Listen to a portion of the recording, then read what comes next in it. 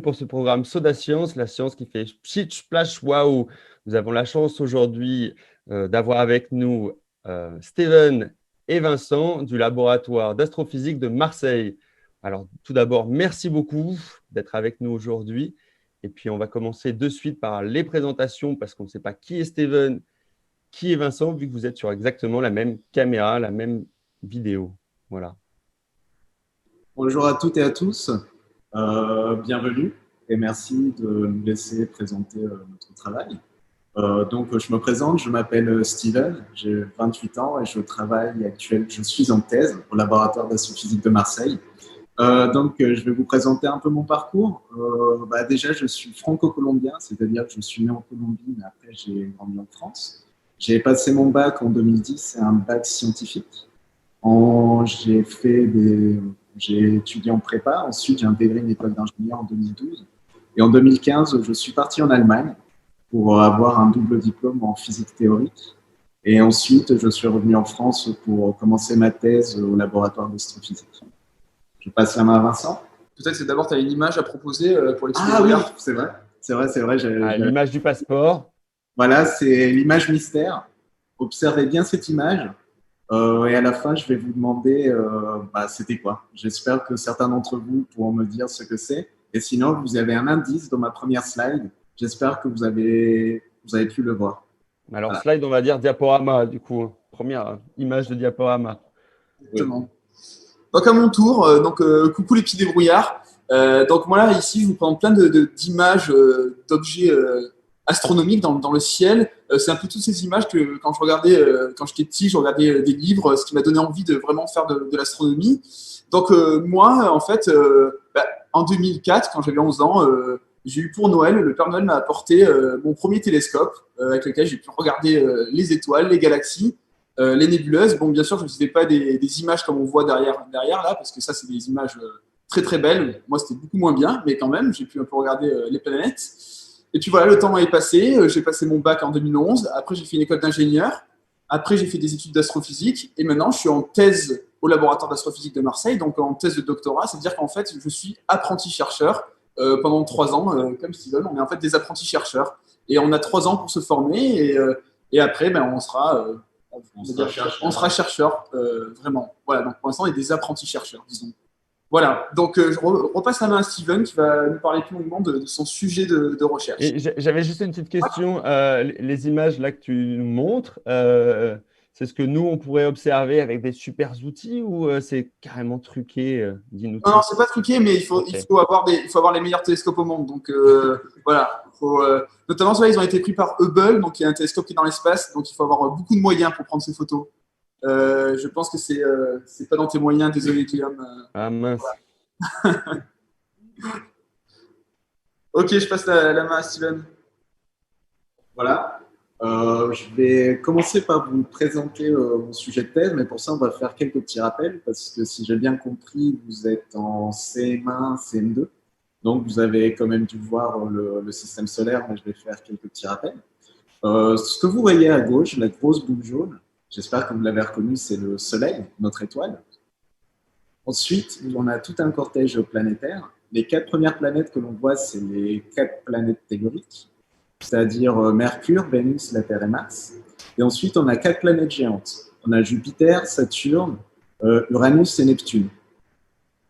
Voilà. Ce qui est assez rigolo avec ces planètes-là, ou en tout cas avec notre système solaire, c'est qu'on a vraiment les 4 premières planètes qui sont faites de roches. On dirait que c'est des planètes rocheuses telluriques, c'est-à-dire que si on envoie une sonde spatiale, on peut vraiment la poser dessus. Alors que les 4 autres planètes géantes, ou en tout cas Jupiter et Saturne, elles sont faites de gaz, c'est-à-dire un peu comme si elles étaient faites d'air, ce qui est un peu étrange. Actuellement, on sait comment se forment les planètes telluriques, c'est-à-dire les planètes de roche. En tout cas, on en a une idée un peu claire. Mais par contre, des géants de gaz comme Jupiter, on ne sait pas du tout comment ils se forment. Parce que il y a plein de théoriciens. Les théoriciens, c'est, on va dire, les mathématiciens, les physiciens qui font des calculs. Un peu comme quand vous regardez un film, ceux qui écrivent au tableau pour résoudre les équations. Ces gens-là, ils n'ont toujours pas trouvé comment on formait ces planètes-là. Maintenant, la grosse différence par rapport à avant, c'est qu'on a des ordinateurs très, très, très puissants qui peuvent nous permettre d'expliquer comment on forme ces planètes-là. Et on utilise ce qu'on appelle des modèles. Un modèle, c'est quoi? C'est que quelqu'un se dit, bah tiens, peut-être qu'on fabrique une planète de cette façon-là. On va donner ces informations à l'ordinateur et l'ordinateur va nous dire ensuite si c'est possible ou pas de fabriquer une planète comme ça. Au niveau de Jupiter, que vous voyez ici, par exemple, qui est une planète gazeuse, on ne sait pas vraiment s'il y a peut-être un cœur de roche, c'est-à-dire s'il y avait une planète comme la Terre qui pouvait être à l'intérieur de Jupiter. Mais la grande question, c'est que si jamais il y a un cœur de roche au centre de cette planète, comment est-ce qu'on forme ce cœur de roche? Et l'une des réponses, c'est peut-être grâce à des vortex, qui est quelque chose d'assez bizarre dont vous n'avez peut-être jamais entendu parler. Exactement. C'est quoi un vortex? Merci Guillaume. Qu'est-ce que c'est un vortex? Les vortex, ce sont un peu comme de très très grandes tornades qui peuvent se former dans l'espace. Par exemple, à droite, vous avez une image où vous avez ce qu'on appelle un disque protoplanétaire, c'est-à-dire lorsqu'une étoile est en train de se former et les planètes autour, en fait, ça forme un disque. Et si on regarde ça du dessus, on a des petites taches brillantes que vous pouvez voir. Et ces taches brillantes, ce sont peut-être des vortex. On n'en est pas sûr, il y a d'autres façons d'expliquer ces taches-là, mais une possibilité, c'est des vortex. Après, pourquoi est-ce que les vortex sont très importants, sont intéressants plutôt pour la formation des planètes? C'est que si vous avez vu quelques films où vous avez été à l'intérieur d'une tornade, j'espère pas, vous pouvez voir que les tornades, en fait, elles aspirent tout ce qui est autour. Elles aspirent les voitures, elles aspirent les petits cailloux et c'est là que ça les ramène au centre. Lorsque les tornades elles font ça, en fait, ça permet de amasser ou de ramener une grande quantité de matière au centre. Et ça peut peut-être former une planète. Donc, ça concentre les différents éléments au même endroit. C'est ça? Exactement. C'est ça. Et pour comprendre comment fonctionne un vortex, je vous ai proposé une petite expérience qu'on peut faire dans la vie de tous les jours. Et c'est pour ça qu'il suffit seulement d'avoir un récipient, de préférence un récipient en verre, ensuite mettre de l'eau liquide et insérer des petites feuilles de thé. Avec une petite cuillère, on va faire tourner, on va touiller de façon circulaire. Ensuite, on enlève la cuillère et on va voir qu'il va se produire quelque chose d'assez intéressant. En tout cas, ça va expliquer comment fonctionnent les vortex. Voilà. Ah, peut-être la vidéo qu'on voit ou… C'est ça, dans cette vidéo-là, on a cette expérience que je viens de vous décrire. Donc voilà, on tourne, on touille, on a mis des feuilles de thé à l'intérieur, et cette fois, on regarde du dessus.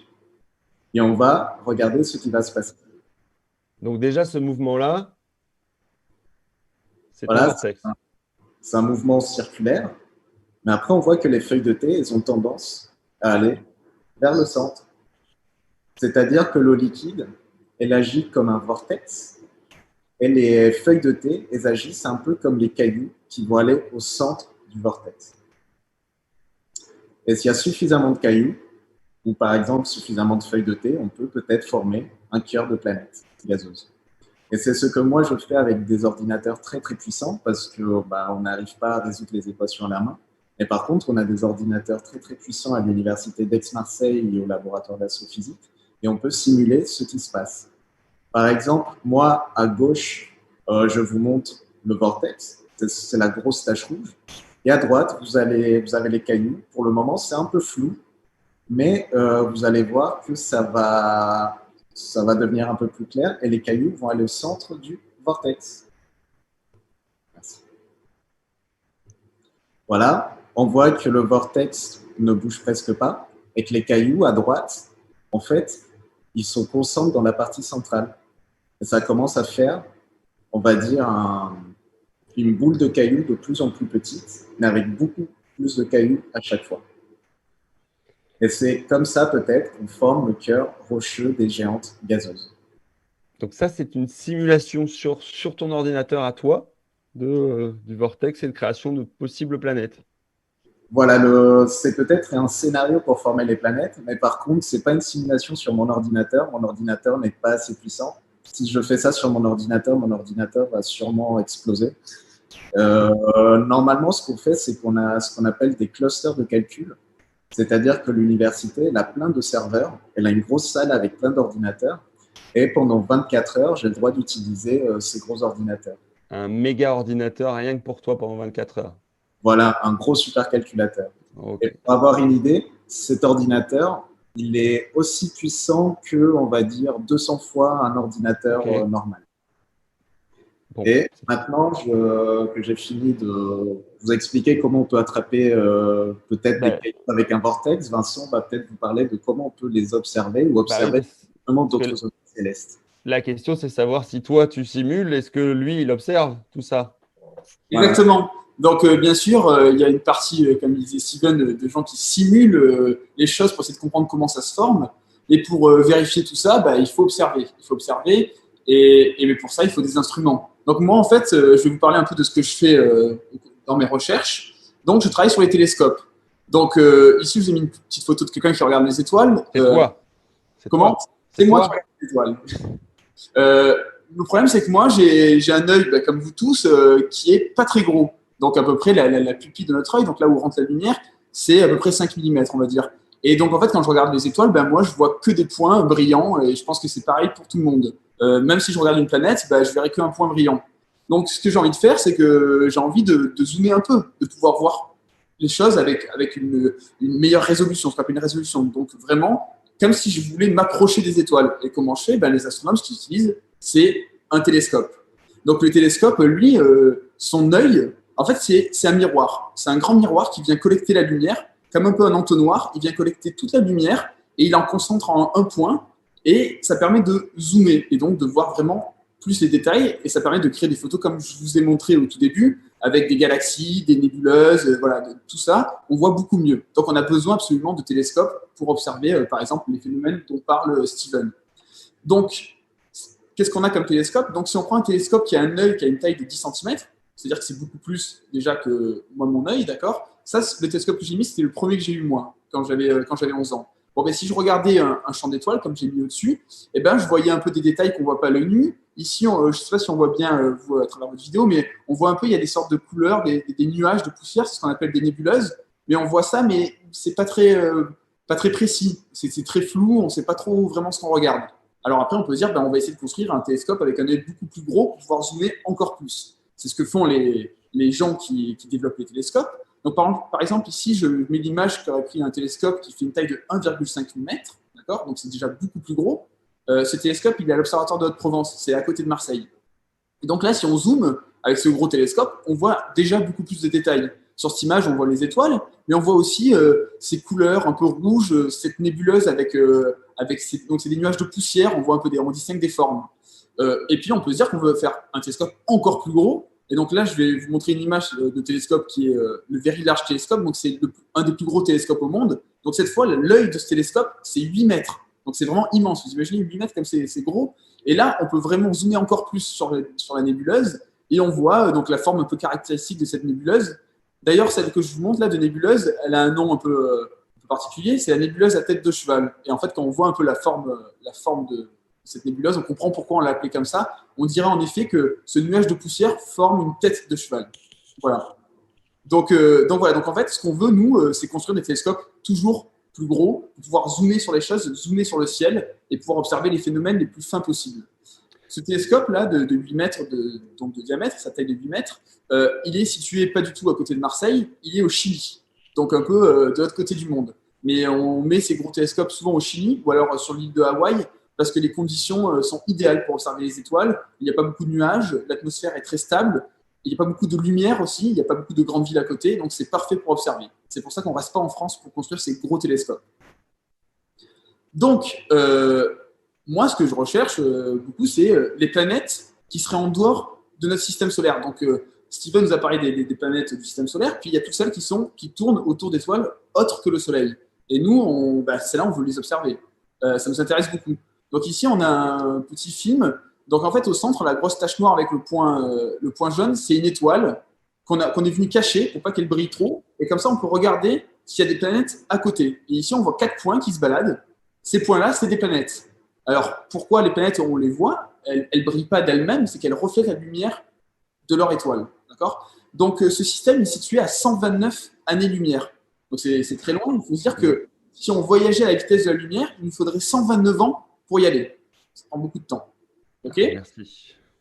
Donc, nous, qu'est-ce qu'on fait? En fait, quand on a ces images de planètes, et là, je vais bientôt en arriver à l'expérience que je vous ai proposée, on veut prendre la lumière qui vient d'une planète. Par exemple, je prends cette planète-là, je la mets dans ce qu'on appelle un spectromètre, et cet appareil, qu'est-ce qu'il fait? Il vient, en fait, étaler la lumière, donc on dirait une lumière au début qui est blanche, et en fait, on vient en tirer ce qu'on appelle l'arc-en-ciel de la lumière, le spectre de la lumière.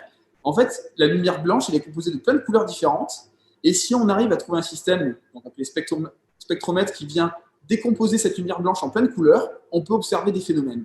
Donc en fait, c'est comme un arc-en-ciel, hein, quand vous avez déjà tous vu un arc-en-ciel quand il pleut et qu'il y a un peu de soleil, et bien en fait, quand l'arc-en-ciel se forme, c'est qu'en fait, c'est les gouttes d'eau qui jouent le rôle de spectromètre.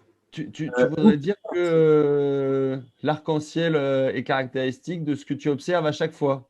Voilà, donc en fait, suivant la forme de l'arc-en-ciel, on va voir après avec l'expérience que l'arc-en-ciel n'a pas toujours la même forme, et bien en fait, on peut en déduire les éléments chimiques qu'il y a sur la planète. Souvent, ce qui va se passer, c'est qu'on va observer un arc-en-ciel, mais des fois, il va y avoir, comme on voit là sur l'image dans l'ordinateur, ce qu'on appelle des raies noires qui absorbent la lumière, et en fait, on va voir qu'il va manquer des portions de couleur sur cet arc-en-ciel, comme si quelqu'un avait gratté et vous avez enlevé des morceaux d'arc-en-ciel.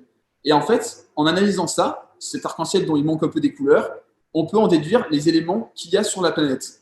Et notamment les éléments chimiques, on pourrait en déduire qu'il y a par exemple de l'eau, de l'oxygène, du carbone. Tout ça, c'est des éléments qui qui sont peut-être des éléments de la vie. Donc en fait, quand on regarde ça et qu'on décompose la lumière des planètes donc, en arc-en-ciel, on peut peut-être en déduire qu'il y a la vie ou pas sur la planète. Donc c'est un peu ce qu'on recherche. Pour l'instant, on n'a rien trouvé de très probant, mais on y va, on y vient, c'est ce qu'on cherche. Si jamais on trouve des traces de vie sur une planète, il faut savoir que pour y aller, par exemple, si on prend une navette spatiale, comme on ne voyage pas à la vitesse de la lumière, on ne sait pas faire, il nous faut plus d'1 million d'années pour aller sur ce système-là, avec ces 4 planètes. Donc ça prend quand même beaucoup de temps. Et si on voulait juste communiquer avec des potentiels extraterrestres qui habiteraient là-bas, eh ben, il faudrait envoyer un signal, par exemple une sorte de téléphone. Il faudrait 129 ans pour que ça vienne. Donc si on dit par exemple bonjour, il faudrait 129 ans pour que les extraterrestres entendent le bonjour. Et pour qu'ils nous renvoient une réponse, il faudrait encore 129 ans. Donc, en gros, pour faire une petite conversation, avoir bonjour, envoyer bonjour et recevoir un bonjour, il faudrait 258 ans. Donc, c'est Ça quand même vit super longtemps, un docteur. Donc voilà, c'est un peu compliqué de communiquer avec des potentiels extraterrestres qui seraient si loin. Mais bon, voilà. Donc, je vais en revenir un peu sur cette histoire d'arc-en-ciel. C'est ce qui est vraiment intéressant. C'est ce qui nous permet de déterminer quel élément chimique il y a sur les planètes.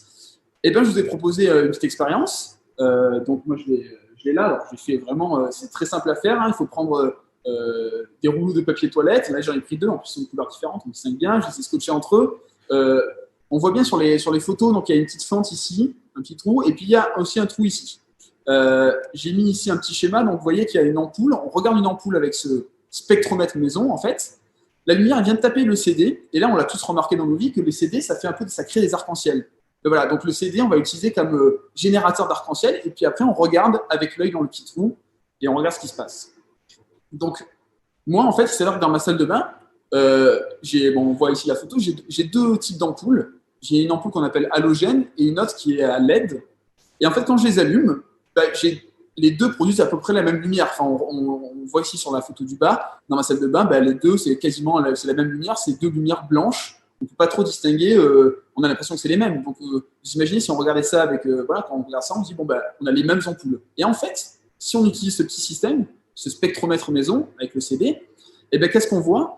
À gauche, si on regarde l'halogène, en fait, au lieu de voir un arc-en-ciel vraiment tout continu, on va voir ce qu'on appelle des raies d'émission. Donc, on voit vraiment juste des bandes fines avec des couleurs. Et il y aura plein de trous noirs. Et à droite, si on observe la LED, on va voir un arc-en-ciel continu. Et donc, en fait, à gauche, on peut en déduire. C'est comme ça qu'on fait exactement pour les planètes. On regarde les planètes avec ce genre de système, mais bien sûr beaucoup plus développé. Et on voit ces petites raies de couleurs. Et c'est comme ça qu'on en déduit la présence d'eau, d'oxygène, de carbone, de méthane, tous ces éléments chimiques. Donc en fait, on voit qu'en décomposant la lumière avec ce genre de système, on peut vraiment en déduire plein de choses sur la source qui a émis la lumière. Voilà. Donc forcément, ça c'est un petit système maison, mais qui les gens ont dit long. Après, on a des systèmes beaucoup plus perfectionnés. Derrière moi, on a un banc optique sur lequel je travaille. Donc c'est là où je mène mes expériences, avec des lasers, avec plein de miroirs, des CD beaucoup plus développés, on va dire, voilà, plein de choses. Donc, voilà, bien sûr, c'est la technologie de pointe qu'on utilise, nous, pour faire ce genre d'observation. Donc, il y a la version maison avec le CD, les rouleaux de carton, et puis là, la version plus technique que toi, tu utilises tous les jours au quotidien dans ton laboratoire. Voilà, des versions plus développées. Ok. Voilà. Donc, peut-être on peut en venir à la photo mystère de Steven pour revenir. Voilà. Oui. Alors, peut-être oui, il y a un petit truc. Je voulais peut-être présenter le laboratoire. Alors, je sais pas, il nous reste combien de temps à peu près? Est-ce qu'on a un peu de Vous temps? avez le temps de présenter le laboratoire parce que c'est vrai qu'on a dit que vous étiez au laboratoire d'astrophysique de Marseille. On n'en a pas parlé. Donc, Je ne sais pas ce que vous y faites. voilà, donc je vous propose un peu de parler un peu plus du laboratoire de manière générale. Là, on a parlé de nos sujets de recherche avec Steven. En fait, le laboratoire d'astrophysique de Marseille, donc, il y a trois grands thématiques de recherche, trois grands groupes. Donc, Steven, lui, il appartient au GSP. Donc, voilà, donc c'est. Nous, on travaille notamment sur la formation planétaire, la détection d'exoplanètes, aussi la caractérisation, observation des petits corps dans le système solaire. Par exemple, ça peut être des astéroïdes, ça peut être des comètes. Et comme Vincent vous l'a dit tout à l'heure, depuis maintenant 1995, on sait qu'il y a d'autres planètes en dehors du système solaire, ce qu'on appelle des exoplanètes. Et en fait, dans notre laboratoire, on a plusieurs personnes en fait, qui se chargent d'observer ces exoplanètes, mais également de les caractériser. Caractériser, c'est un mot pour dire calculer la masse de la planète. Grossièrement, la masse, c'est son poids, même si ce n'est pas correct. Ensuite, de trouver leur taille, par exemple, et de quoi elles sont faites. Après, Vincent, à partir du groupe GRD, je le laisse expliquer ce qu'il fait. Donc, nous, c'est un groupe qui est donc le GRD, donc c'est le groupe de recherche et développement. C'est un peu plus instrumental, comme ce dont je parlais. Donc, on travaille sur les télescopes, on essaie de construire les meilleurs instruments possibles pour pouvoir regarder, zoomer le plus possible. Ensuite, il y a un autre groupe auquel on n'appartient pas, qui s'appelle le GECO, donc celui qui est en bas. Où eux, c'est vraiment l'étude des galaxies et de ce qu'on appelle aussi la cosmologie. Donc, c'est, on va dire, l'histoire de l'univers à des grandes échelles et essayer de regarder le plus loin possible pour savoir un peu comment s'est créé l'univers et quelles sont les grandes structures de l'univers à des très grandes échelles et comment les galaxies interagissent entre elles. Voilà, donc le laboratoire à Marseille, il fait un peu plein de choses. C'est assez complet sur tous les thèmes de l'astronomie. Par contre, voilà, comme je disais, on n'a pas d'observatoire à Marseille. Les observatoires, ils sont au Chili, ils sont ailleurs, ils sont beaucoup plus loin, dans des endroits beaucoup plus tranquilles, sur des montagnes, dans des déserts. Ouais. Par contre, quand même, on tient à signaler qu'à côté de Marseille, on a quand même l'observatoire de Haute-Provence. Et c'est là, en fait, on a fait la détection de la première exoplanète en 1995 par Michel Mayor et Didier Queloz. Bravo. Merci. Donc, on peut finir peut-être sur ton image. Et voici l'image mystère. Bon, j'espère que certains d'entre vous ont pu trouver. Sinon, c'est pas grave parce que c'est quand même une image assez récente. Cette image, en fait, c'est l'image d'un disque protoplanétaire, le disque HL-TO. Et ce qu'on observe, en fait, c'est la genèse d'un système planétaire, c'est-à-dire la naissance de planètes et de son étoile. Au centre, en fait, on peut deviner l'étoile. Et ensuite, les structures qui sont un peu, on va dire, on va voir les cercles noirs qu'on voit autour. En fait, c'est ce qu'on appelle des gaps ou des trous. Et on pense qu'il y a des planètes qui ont ces trajectoires-là. Et lorsqu'elles décrivent, on va dire, lorsqu'elles se baladent sur ces trous-là, en fait, elles mangent la matière pour grossir en taille. Et c'est pour ça, en fait, que ça fait ces petits trous-là. Et ça, on l'a observé notamment grâce au Atacama Large Limiter Array, qu'on appelle aussi ALMA, qui se situe au Chili et qui a permis justement de faire cette observation et d'autres très similaires.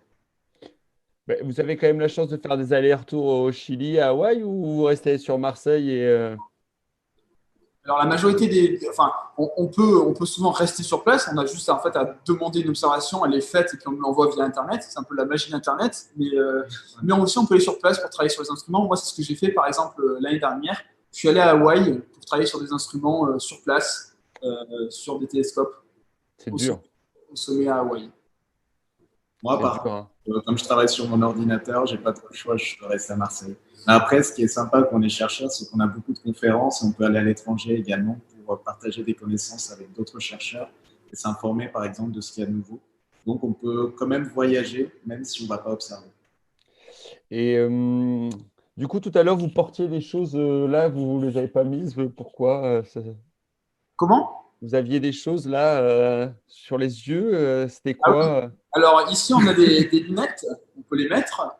Donc en fait, comme j'ai dit, ici sur le pan optique derrière moi, on travaille avec des lasers. Et les lasers, vous le savez tous, c'est dangereux de les regarder directement directement. Donc, dans les yeux, ça peut abîmer la rétine. Donc en fait, par mesure de sécurité, quand on allume ces lasers-là, donc là ils sont éteints pour l'instant, quand on allume le laser, eh bien, on met ces lunettes pour se protéger les yeux. Comme ça, si jamais on a un morceau, enfin on a un rayon de laser qui nous arrive dans l'œil, ben, ces lunettes elles nous protègent. Ça évite d'être aveugle. Bah, tu veux pas leur montrer une démonstration? Ce qu'on peut faire, on peut juste éteindre la pièce et allumer le laser, comme ça vous allez juste voir le laser. Ça vous va? Exactement, ça c'est super. Allez, c'est parti. Tes lunettes, Sven? Oui. Et nous, on n'a pas besoin de lunettes, c'est sûr. Hein. Non, vous n'avez pas besoin de lunettes, ne vous inquiétez pas. Ah. Donc là, vous devriez voir bientôt, très bientôt. Tac. On a un point rouge. Normalement, on voit un petit point rouge. Je ne sais pas si vous le voyez. Je ne sais pas s'il est bien partagé en écran pour tout le monde. Voilà, donc là, sur la vidéo, vous allez voir un peu des points rouges qui éclairent. Est-ce que vous voyez, Guillaume? Est-ce que tu vois, toi, un peu? Alors, il faudrait peut-être couper le diaporama pour qu'on puisse l'avoir peut-être en plein écran, je ne sais pas. Bon, voilà, en tout cas, c'est juste pour vous montrer qu'il faut mettre les lunettes, la sécurité. Et voilà, derrière nous, il y a un peu de. Mais voilà, donc là, ce qu'on voit, c'est un peu des lasers, donc c'est son couleur rouge. Et donc voilà, c'est ça qu'on utilise pour faire nos tests. Voilà, donc je vais l'éteindre pour qu'on puisse enlever nos lunettes et rallumer la lumière. Bah, merci beaucoup. Merci d'avoir passé ce petit temps avec nous, cette rencontre. Vous nous avez dit qui vous étiez, comment vous étiez devenu chercheur, enfin, en tout cas, apprenti chercheur, parce qu'il vous reste encore un peu de temps pour être super chercheur. Nous, la présentation de votre laboratoire. Enfin, on vous remercie. On vous garde un petit peu avec nous parce qu'il y aura peut-être des questions après par la suite.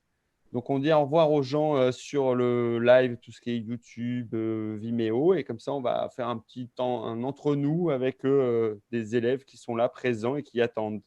Super, bon, ben, au revoir tout le monde. C'est un grand plaisir. Restez curieux. Ciao.